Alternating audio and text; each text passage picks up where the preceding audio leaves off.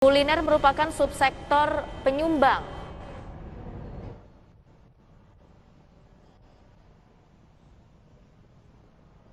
terbesar dari produk domestik bruto ekonomi kreatif.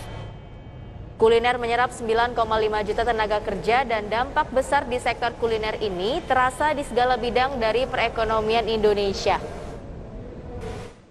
Subsektor kuliner menyumbang 455,44 triliun atau sekitar 41% dari total PDB ekonomi kreatif sebesar 1.134 triliun pada 2020. Sepanjang tahun 2020 terdapat 3,7 juta UMKM yang berjualan online, sehingga total ada 11,7% UMKM yang sudah bertransformasi ke ranah digital. Angka tersebut sudah memenuhi sepertiga dari target 30 juta UMKM. Dan peralihan ke ranah digital juga terjadi pada konsumen, khususnya pada masa PPKM. Berdasarkan catatan transaksi Bank Indonesia, belanja daring meningkat 64% pada semester pertama 2021. Lewat data yang didapatkan dari Google, kontribusi ekonomi digital terhadap pertumbuhan ekonomi Indonesia sudah mencapai 44 miliar US dollar. Jumlah ini naik 11% dari tahun 2020, diprediksi nilainya akan melonjak mencapai 125 miliar dolar Amerika Serikat pada tahun 2025.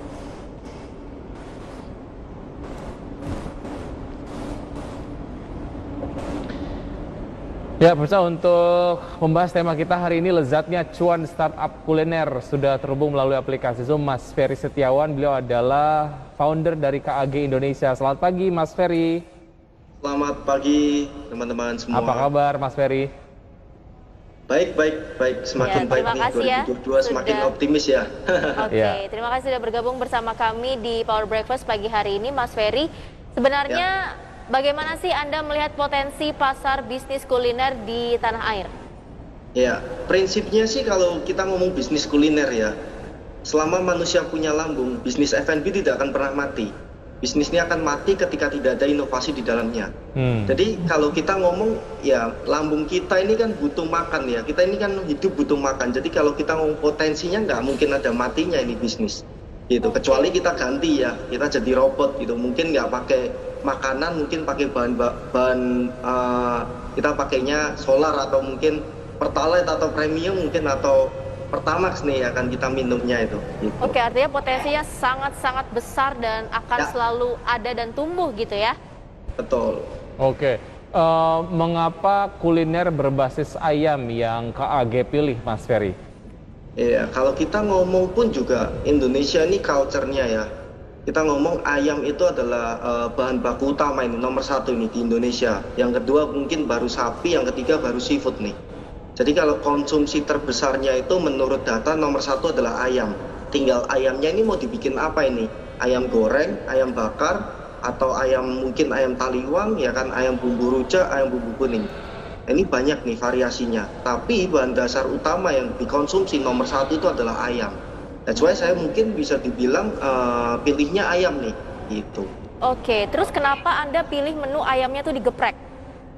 Ya, kebetulan ya, kalau kita ngomong KAG ini berdirinya tahun 2014, jadi kita udah 8 tahun, dan kebetulan kita pionernya di Surabaya. Jadi emang brand ini kita dirikan di Surabaya dulu, baru kita sekarang merambah ke beberapa kota, salah satunya juga Jakarta.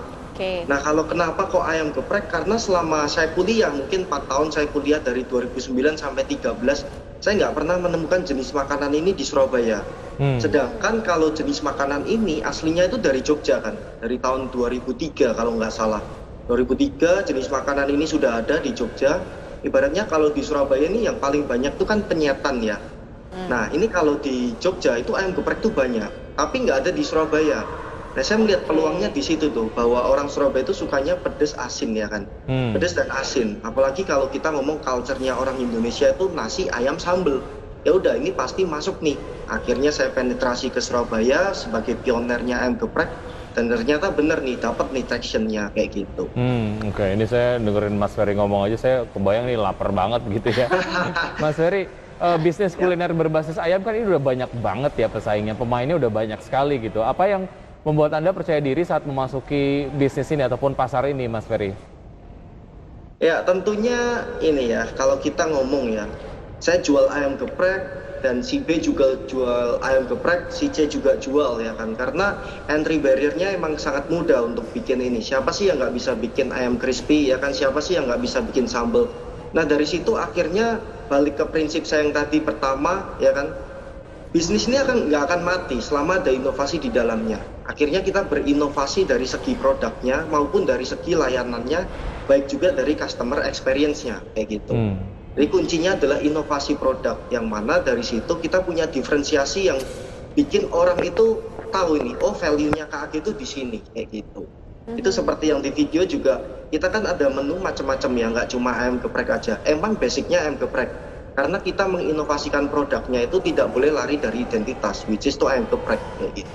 Oke, tapi kan kita juga tahu saat ini penjual ayam geprek itu kan juga udah banyak banget gitu ya, terutama mungkin di Jakarta. Nah, apa sih yang membuat ayam gepreknya KAG gitu ya berbeda dengan ayam geprek lainnya atau kuliner lainnya? Seperti yang sudah saya jelaskan tadi, inovasi itu udah menjadi kunci kita dan semangat kita. Seperti barusan kita launching kemarin itu ada ayam Nashville ya kan, basicnya tetap ayam crispy, tapi kita coba untuk kasih sesuatu hal yang baru lagi. Nashville mungkin banyak nih kita temukan di area barat ya, di dunia ini western ya kan, tapi ini kita coba inovasikan di kita punya brand. Jadi kita coba untuk hadirkan satu hal yang baru, yang mana ini mengarahnya ke comfort food nih, kayak gitu. Jadi kita selalu inovasikan produk itu, kita pikirkan gimana produk ini nggak cuma hype sementara aja, nggak cuma kita ibaratnya viral doang, tapi harus bisa pikirkan gimana ini produk bisa jadi comfort food dan akhirnya bisnisnya itu sustain kayak gitu. Betul. Bicara mengenai sebuah tren itu kayaknya adalah yang nggak bisa kita lawan gitu ya, kadang-kadang gitu. Terkadang ada satu resep makanan lagi tren, lagi banyak digemari, tapi kalau trennya udah lewat, ya masyarakat juga melihat itu kemudian menjadi menu yang biasa aja. Tapi yang paling penting adalah inovasi tadi ya, untuk memastikan bisnisnya sustainable. Oke, yang paling penting di bisnis kuliner itu apa aja sih, Mas Ferry? Ini juga saya sekalian belajar nih, karena Mangi juga kayaknya pengen terjun ke bisnis kuliner kayaknya. Amin. Apa yang paling penting? Kalau kita ngomong kuliner ya, in the end semua pasti baliknya ke produk dan juga service. Karena yang kita jual ini adalah makanan ya kan, rasa nggak akan bisa menipu. Ketika kita hanya jual ibaratnya produk yang viral doang, ya kan, ini hanya akan bertahan beberapa bulan dan juga nggak akan ada repeat order. Kita ngomong bisnis, kalau nggak ada repeat order, gimana sales bisa mempertahankan kita punya cash flow dan akhirnya sustainkan bisnisnya. Jadi yang paling pertama pastinya adalah produknya sendiri, produk yang kita jual, ya kan. Yang kedua adalah layanan, karena kita pun juga bilang ini industri jasa, ya kan. Ketika kita punya produk yang baik, ya kan, tapi kita tidak bisa melayani dengan baik, pastinya juga orang akan malas untuk kembali lagi ke kita. Begitu pula sebaliknya juga, kalau kita layanannya bagus tapi produknya nggak oke, juga orang nggak akan repeat order. Tapi jangan lupa ya kan, karena ini perkembangan digitalisasi yang sangat cepat dan juga sekarang ini semuanya serba digital, akhirnya marketing ini pun juga penting. Nah ini salah satu yang mendukung kita bisa bertahan nih di industri ini. Karena kalau kita ngomong ya, 2014 saya itu berangkat dari modal 5 juta. Kita berangkat dari sebuah gerobak dan akhirnya sekarang bisa sampai di titik ini. Bayangkan di tahun 2014 nggak ada tuh yang namanya sosial media. Jadi kalau saya mau memperkenalkan produk saya atau brand saya itu pakainya brosur ya kan. Brosur dan door to door nih, ke kampus, ke kantor, ke bank-bank ya, seperti itu. Sedangkan zaman sekarang bisa kita ngomong digital ads nih, ya kan. Tanpa kita harus sebar brosur, orang udah bisa ini perkenalkan produknya ke semua, bisa kita bilang potensial customer kayak gitu. Dengan tool marketing yang konvensional aja udah bisa memberikan kontribusi pertumbuhan yang signifikan, apalagi sekarang udah zamannya sosial media. Mas Ferry, tadi Anda sempat menyinggung mengenai tool marketing yang konvensional pada saat KAG awal didirikan gitu ya, tapi kemudian sudah cukup memberikan kontribusi yang luar biasa lah sampai dengan sekarang gitu. Kalau dilihat dari cabangnya sekarang udah banyak sekali. Nah, kalau saya lihat di akun Instagramnya ada beberapa endorsement yang dilakukan oleh KAG sendiri terhadap selebgram ataupun mungkin artis-artis yang ada di Indonesia. Nah, signifikansinya terhadap brand awareness itu seperti apa sih, Mas Ferry? Ya, tentunya kalau kita melakukan branding and marketingnya, itu gimana caranya kita bisa selalu setiap hari itu masuk nih ibaratnya panca inderanya audiensnya kita ini ya, baik secara penglihatan, pendengaran ya kan, perasa ataupun semuanya ini 5 panca indera. Nah, salah satu yang kita lakukan adalah endorsement. Tapi tentunya harus kita perhatikan betul-betul nih, kita harus riset dulu apakah kita ini endorse ke orang yang tepat ya kan, ke influencer yang tepat ya kan, ke talent yang tepat. Karena jangan sampai kita ini endorse hanya ibaratnya burning money doang. Karena audiensnya nggak bisa dibilang bukan marketnya kita, bukan target marketnya kita. Jadi sebelum kita melakukan endorsement, tentunya kita harus riset pasar dulu. Ini apakah audiensnya sesuai nih, ya kan? Daripada kita udah keluarin budget marketing, ternyata zonk nih, kayak gitu. Oke. Tapi sejauh ini Kak Age sendiri juga sudah bermitra dengan mungkin Cloud Kitchen, kemudian dengan layanan food delivery gitu ya Mas Ferry ya. Seberapa besar dan seberapa jauh sih pengaruhnya terhadap penjualan? Ya, tentunya kalau kita ngomong ya, kita ini kan berangkat dari tahun 2014 yang mungkin belum ada namanya online platform ya kan. Tapi kalau kita ngomong sekarang ini ya, kita ini kan kalau jualan nih harus omni channel nih, harus semuanya nih masuk nih ya. Baik dari kita ngomong platform online, marketplace, WA bisnis, reseller ya kan. Ini kita semua harus jalankan semua. Salah satunya kita ngomong kalau sales yang paling besar sih emang sekarang di platform online ini. Karena sangat membantu kita ketika dari tahun 2016 mereka masuk ke Indonesia dan sampai akhirnya ini di tahun 2020-21 ya kan, peaknya di 2021 kita mau nggak mau memang harus digencarkan di offline ya kan, karena beberapa kebijakan dari pemerintah yang menyebabkan kita nggak bisa dine in. Nah akhirnya ini kalau kita ngomong sales ini terbesar ya 90% dari online, 10%-nya dari dine in ataupun juga take away. Kalau pemerintah bilang kebijakannya tidak membolehkan untuk dine in, ya mau nggak mau 100% pastinya online. Seperti itu. Jadi emang ada signifikan penjualan ke arah online untuk saat ini. Oke, saya pengen nanya lebih lanjut mengenai Cloud Kitchen. Sebetulnya seberapa efektif sih ini bisa menjadi sebuah mekanisme pendukung utama lah ya di bisnis kuliner gitu. Efisiensinya sejauh mana sih kalau kita bandingkan dengan kita punya resto sendiri ataupun dapur sendiri, Mas Ferry? Ya. Sebenarnya kalau kita ngomong Cloud Kitchen ya, itu adalah jawaban ketika kita mau ekspansi secara cepat, namun secara capital itu tidak besar.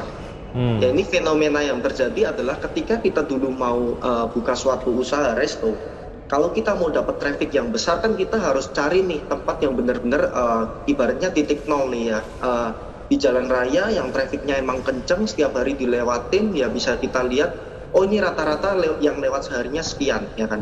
Tapi karena tadi saya bilang digitalisasi sekarang sudah sangat gencar ini, yang dulunya harus kita cari di pinggir jalan nih nggak perlu lagi nih, mungkin bisa di dalam gang ataupun di katakan satu ruko yang multi brand ya kan.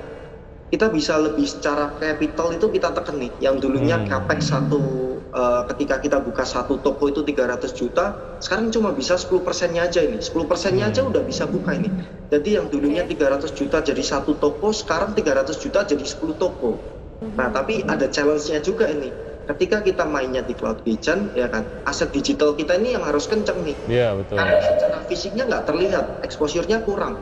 Yang dulunya mungkin di pinggir jalan orang yang nggak tahu jadi tahu ya kan. Tapi sekarang ini mungkin ya masuk ada yang masuk ke gang-gang ataupun di satu ruko yang nggak terlalu terlihat ya kan, ataupun satu ruko banyak brandnya ini. Ya ini kan akhirnya jadi orang ini kan nggak tahu ini. Nah kalau kita secara digital ini nggak gencar, ibaratnya digital marketingnya nggak kenceng, nah ini pasti orang juga nggak akan tahu kayak gitu. Challenge-nya di situ sih. Karena digital marketing juga yang nggak murah juga kadang-kadang gitu ya, kalau kita emang betul-betul lagi pengen intens gitu. Alokasinya pastinya ke digital marketing akhirnya. Seperti itu.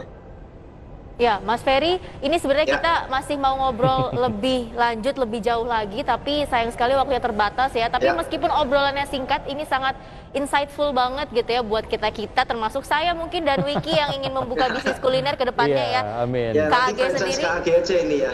Boleh. Dikasih diskon nggak? Oke, Mas Ferry terima kasih banyak atas waktunya di Power Breakfast pagi hari ini. Sehat dan sukses selalu untuk Anda.